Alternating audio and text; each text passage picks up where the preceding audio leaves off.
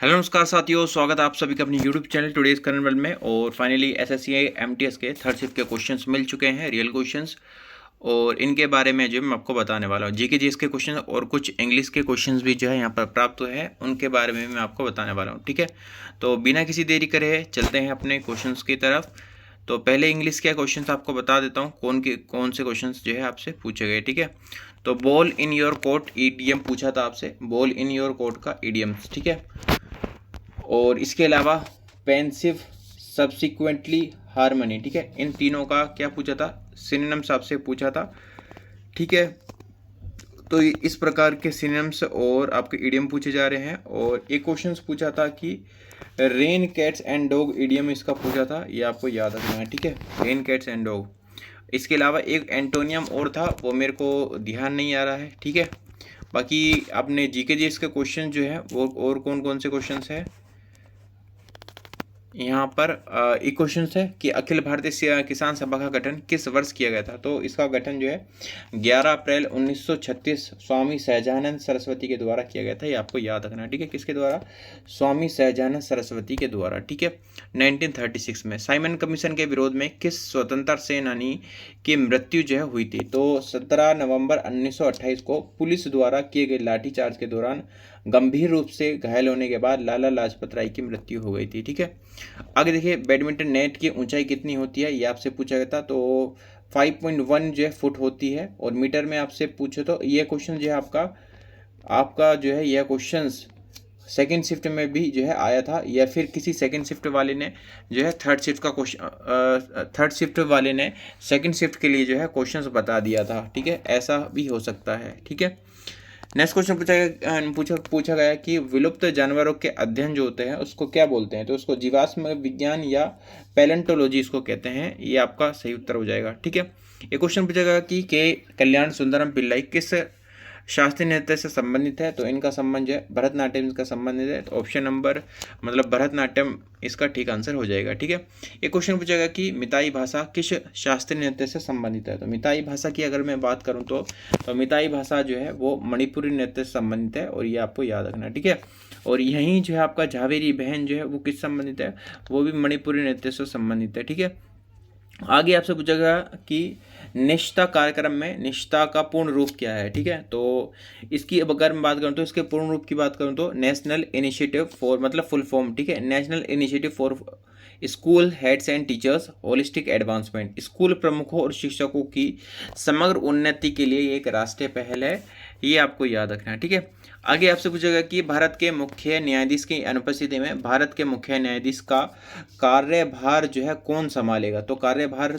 कौन संभालेगा, कार्यवाहक मुख्य न्यायाधीश संभालेगा। और इसकी नियुक्ति कौन करता है, आपका आर्टिकल नंबर 126 के तहत अगर जो है सीजेआई मुख्य न्यायाधीश जो है वो अनुपस्थित है तो राष्ट्रपति आर्टिकल नंबर 126 के तहत कार्यवाहक मुख्य न्यायाधीश नियुक्त करता है, जब तक कि मुख्य न्यायाधीश के अपॉइंटमेंट नहीं हो जाए। ठीक है, नेक्स्ट क्वेश्चन पूछेगा कि मिजोरम में चारचारकूट फेस्टिवल कितने दिनों तक मनाया जाता है। तो यह आपका 4 से 5 दिन तक मनाया जाता है। रम पीकर कूटना, इस प्रकार से आपको याद रखना है, रम पीकर कूटना मिजोरम। ठीक है, तो चारचारकूट फेस्टिवल मिजोरम। ठीक है, आगे देखिए, एक क्वेश्चन पूछेगा कि समानता का अधिकार किस अनुच्छेद के अंदर है। तो समानता का अधिकार आर्टिकल नंबर 14 से 18 के बीच में है, आपको याद रखना है। ठीक है, भारत ने पहली बार आईसीसी टी20 विश्व कप क्रिकेट की मेजबानी जो है किस वर्ष की थी। तो भारत ने जो है 2016 में इसकी मेजबानी की थी, ये आपको याद रखना है। ठीक है, एक क्वेश्चन पूछा कि घुलित ऑक्सीजन की कमी से क्या कहा, घुलित जो ऑक्सीजन है कमी को क्या कहा जाता है। तो इसको हाइपोक्सिया कहते हैं। हाइपोक्सिया पानी में घुली ऑक्सीजन की कमी को हाइपोक्सिया या कम ऑक्सीजन वाले क्षेत्र को कहा जाता है।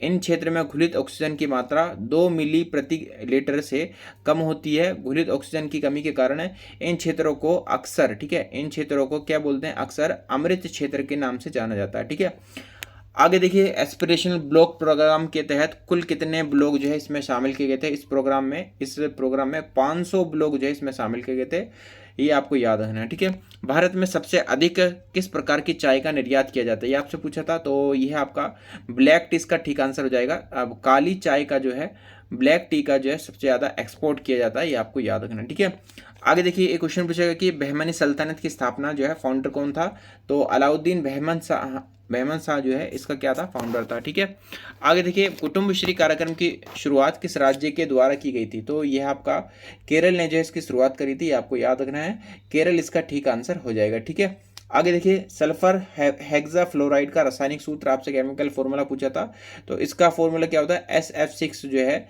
इसका हेक्साफ्लोराइड सल्फर हेक्साफ्लोराइड का केमिकल फॉर्मूला होता है। ठीक है, एक क्वेश्चन पूछेगा कि खजुराहो के मंदिर और अयोध्या का राम मंदिर किस शैली में निर्मित है। कुछ ही दिन मैंने पहले जो है कल या मैंने आपको परसों मैंने आपको बताया था कि जो साउथ के मंदिर है वो द्रविड़ शैली में होता है, जो नॉर्थ के मंदिर है वो नागर शैली में निर्मित होते हैं। तो ये नॉर्थ के अंदर है अयोध्या का राम मंदिर, तो नागर शैली इसका ठीक आंसर हो जाएगा, तो नागर शैली में ये निर्मित है। ठीक है, आगे देखिए निम्न में से कौन अकबर के नवरत्नों में से एक था, इस प्रकार का क्वेश्चन पूछा गया था। अकबर के 9 नवरत्न थे, जैसे आपका टोडरमल हो गया, मुल्ला दो प्याजा हो गया, तानसेन हो गया, ये सभी जो थे आपके अकबर के नवरत्न थे। ठीक है, जिसमें से आपका जो ऑप्शन था तानसेन इसमें दिया हुआ था ऑप्शन में, तो तानसेन इसका आपका ठीक आंसर हो जाएगा। ठीक है, आगे देखिएगा बहुआयामी गरीबी सूचकांक का संचालन कौन करता है, ये पूछा गया था। मल्टी डायमेंशनल पॉवर्टी इंडेक्स इसको बोलते हैं, और इसका संचालन भारत में कौन करता है, आपका